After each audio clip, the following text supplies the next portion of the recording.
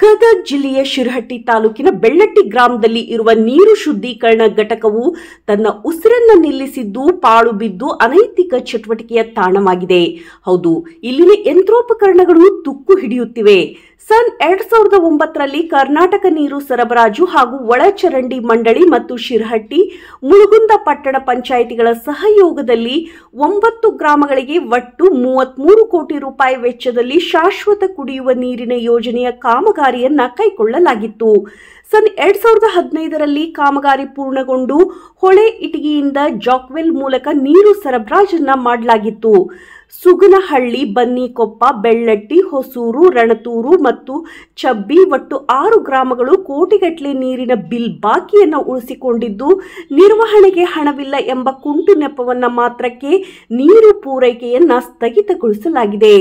ಒಟ್ಟಾರೆಯಾಗಿ ಸರ್ಕಾರದ ಮಹತ್ವಾಕಾಂಕ್ಷೆಯ ತುಂಗಭದ್ರಾ ನದಿ ನೀರು ಪೂರೈಕೆ ಯೋಜನೆಯು ಸಂಪೂರ್ಣವಾಗಿ ಹಳ್ಳ ಹಿಡಿದಿದ್ದು, ಅಧಿಕಾರಿಗಳಿಗೆ ಹಾಗೂ ಜನಪ್ರತಿನಿಧಿಗಳಿಗೆ ಸಾರ್ವಜನಿಕರು ಹಿಡಿಶಾಪವನ್ನ ಹಾಕುತ್ತಿದ್ದಾರೆ.